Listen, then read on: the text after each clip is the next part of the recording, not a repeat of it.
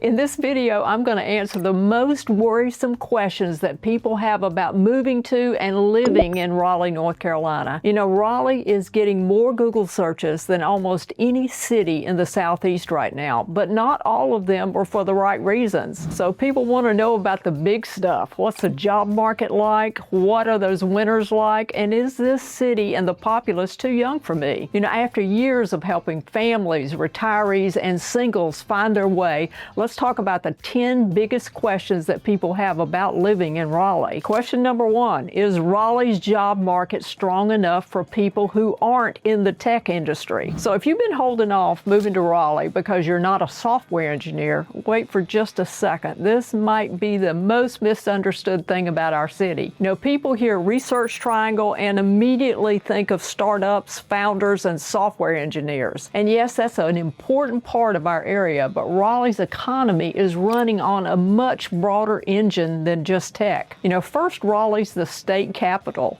and that means a large, stable workforce of government employees who keep things running smoothly no matter what the stock market is doing. So the government might not be glamorous, but it's stable and it doesn't go through layoffs. And then there's the healthcare sector. And ours is very impressive. You've got Wake Med, UNC Rex Healthcare, and Duke Raleigh Hospital. And these are major players bringing tens of thousands of medical jobs in nursing, administration, research, and clinical support. And none of them require that you write a single line of code. Next up are the universities. North Carolina State is right here, and Duke and UNC Chapel Hill are roughly 30 minutes away from our doorstep. So the impact of these schools creates jobs for teachers, researchers, tradespeople, hospitality workers, and service professionals at all levels. You know, construction is booming in our area. Life sciences, manufacturing is also expanding. Plus, our local arts and entertainment is one of the fastest growing sectors around. So no, you don't have to be in the tech industry to make it here.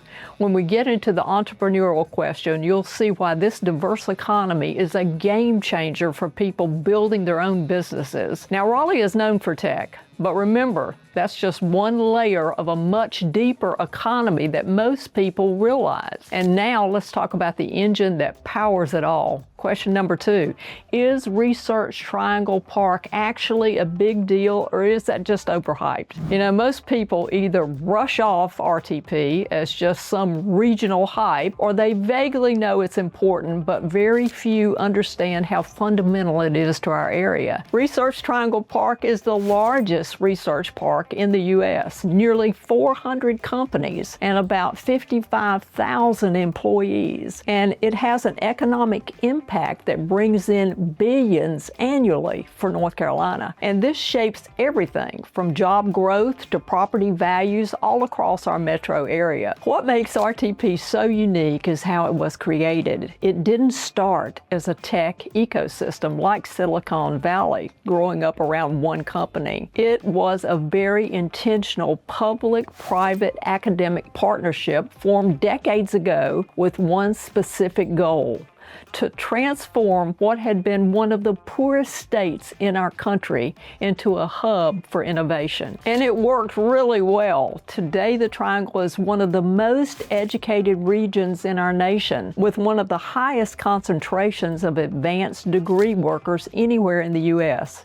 Why? Well, because the 3 local major universities attract that talent, and that talent tends to stick around. That staying power is key, and we'll get into it more later when we ask whether Raleigh is a place where people truly put down roots may change how you think about our city. You know, currently, federal research funding cuts have created a bit of a challenge for parts of RTP ecosystem that are especially the NIH funding research, and that is something to keep an eye on. But the private sector here is strong, and the long-term outlook for the park is still solid. RTP remains one of the most powerful economic engines in the Southeast. And once you understand who RTP is bringing to our region, The next question starts to answer itself. Question number 3, is Raleigh a good place to live if you're single, or is it too family focused? You know, I can speak to this one personally. When I first moved here, I was single. I moved from Atlanta. And look, I'm not going to pretend that this is Atlanta or New York City. It's got something, though, that has caused our populace to double in the recent years. And it's always leaned more family focused. The schools, the suburbs, the cul-de-sacs, that's real, and it's not going anywhere. But what has changed is the energy in downtown Raleigh. The one area that's really seen a shift is Glenwood South. That stretch just west of downtown is where the 20s and the 30s crowd hang out and head out from their apartments into the night for entertainment. You know, the bars are there, the restaurants, live music, walkable streets, and the Raleigh Beer Garden. It's a Guinness World Record holder for the most varieties of beer on tap, right in the middle of all this. And there's also running clubs and cycling clubs and breweries linked social clubs are huge here. So there's organic, and that's how people meet each other. So now if you're in your 30s or 40s, North Hills, north of downtown, is really coming to its own as a social hub. A little less of what that college vibe is and a little more of the established community. And Raleigh's a city that rewards the person who puts in a little effort to find their people. It's not a place where your social life just lands in your lap the first week you're here, but the infrastructure is there and it keeps on growing. So now if you're watching this and thinking, this is the kind of move I've been considering, that's where I come in. If you're relocating to Raleigh and you want someone who's spent years living here, I'd love to have a real conversation about your timeline, your priorities, and which part of our city fits your lifestyle. My contact information is in the description below, and I'd love to hear from you. Let's keep going with question number 4. How good is RDU Airport? Can I actually get direct flights to where I need to go? You know, most people picture a mid-sized southern city and think they'll be connecting through Atlanta for everywhere they want to fly. But RDU has spent the last few years proving that assumption wrong. As of 2026, RDU offers nonstop service to 80 destinations, both domestic and international. You can fly directly to London, Paris, Frankfurt, Cancun, San Juan, and Air Canada recently launched a flight to Vancouver. For a city this size, that list surprises pretty much everyone, and is still growing. RDU's already planning a new runway to handle even more traffic and non-stop flights. You don't build runways on wishful thinking. That's a real capital investment that shows you exactly where this region's headed. For most places people actually need to go, Raleigh gets you there directly, and that list just keeps getting longer. So now let's talk about the group of people who care most about what kind of connectivity. So question number 5 is Raleigh good for retirees, or is it too young and fast moving? Mild winters that never keep you stuck inside, great medical care, and just a short drive away, golf courses are in every direction,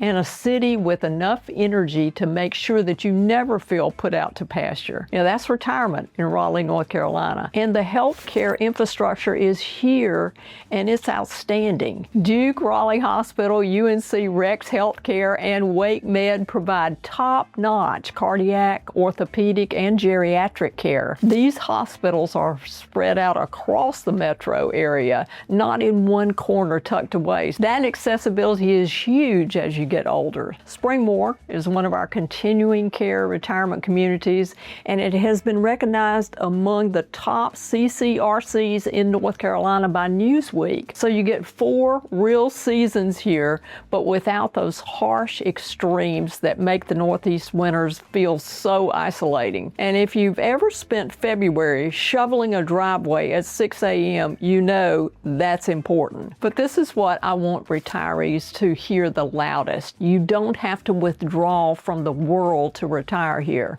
There's a vibrant food scene, live music, symphony, ballet, continuing education from multiple universities, and a golf culture that spans everything from casual public courses to private country clubs with deep roots in our community. So you stay engaged, you stay connected. Yes, there's a business vibe here, but there's also a lot of North Carolina charm beneath it all. And for the right person, that's what makes Raleigh work as a retirement destination. All right, next question is number 6. Is Raleigh a good city for entrepreneurs and small business owners? You know, there's a reason businesses that move to Raleigh tend to stick around, and it starts with the people living here now. You've got an educated, high-earning population that's connected to a major university system and one of the largest research parks in the country, and that means there's real spending power in this city. So plus the constant influx of relocating professionals from big metro creates a demand for services, hospitality, and expertise that simply won't exist in a smaller market. Our city itself has made entrepreneurship a priority. There are formal programs, grant fundings for early stage businesses, and even a public directory with free and low-cost support through places like SCORE and the SBA and the Small Business Development Technology Development Center. And it doesn't stop here. The Downtown Raleigh Alliance offers a storefront upfit grant to help new retailers get off the ground. NC IDEA is our state's entrepreneurial advancement organization that holds an annual summit at RTP and actively funds startups and regional networks. So competition has definitely grown. With opportunity, more people mean more business, and this is a growing town and economy. So for entrepreneurs looking for a market that's growing with solid infrastructure and a customer base that can actually spend money, Raleigh checks all the boxes. The soil here is fertile for businesses of all types of services and goods. Now let's dive into the kind of community those entrepreneurs are walking into with question number 7. How diverse and inclusive is Raleigh for people moving from large metro areas? You know, walk into the right restaurant on any given night in Cary or Morrisville, and you could swear that you're in South Asia. The food, the community events, the temples, the grocery stores. And that just didn't happen by chance. RTP's hiring model has always been global.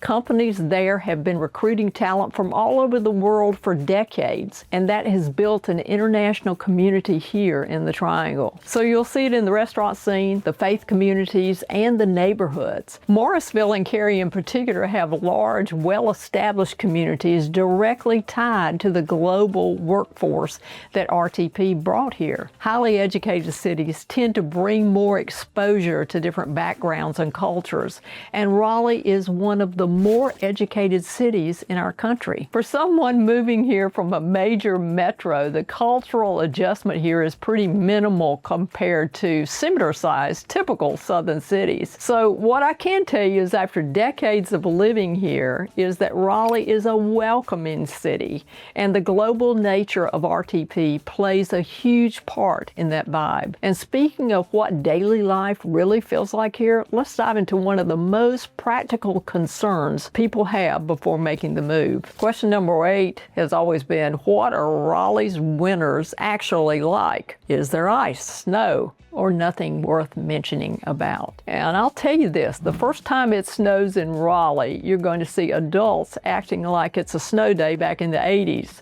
Schools close, people make snow cream, the city basically comes to a halt. And after years here, I still find it kind of wonderful that people stop and kids occasionally get to play in the snow. Winter highs typically hover in the low to the mid 50s, and heavy snow is rare. In fact, in recent years, it's become even less than our usual few inches per winter.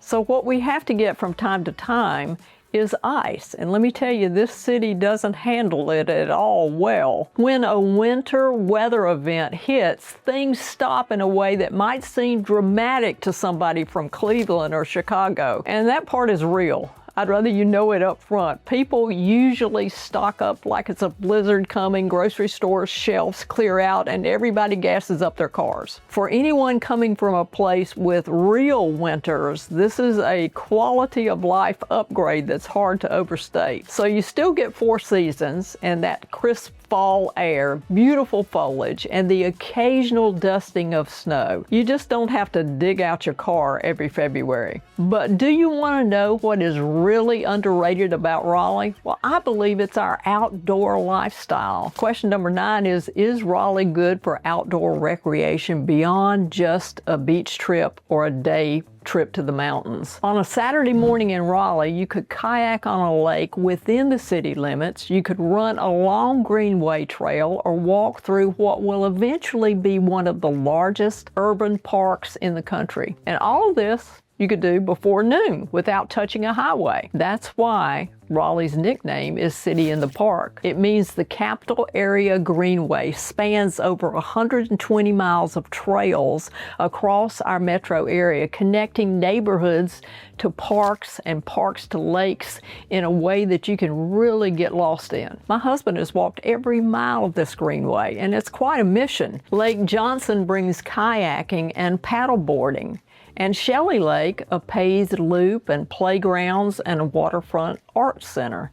And then you've got Durant Nature Preserve, and the list just keeps growing. And then there's Dorothea Dix Park with 308 acres just about a mile southwest of downtown Raleigh. And that's a former hospital campus that's being turned into what city planners are calling America's next great public park. The Gibson Play Plaza opened in summer of 2025 with greenway connections already in the works. Umstead State Park sits right between downtown Raleigh and the airport with thousands of acres of real wilderness with hiking and mountain biking and primitive camping. So I don't want that for you. I mean, the experience of living here for months and months and never realizing all this is right in your backyard. Don't let that be you. The outdoor recreation here in Raleigh doesn't require a road trip. It's already part of your neighborhood and your community. And all of this ties to the final question, and that one that really gets into whether Raleigh is the kind of place that you can see yourself settling down.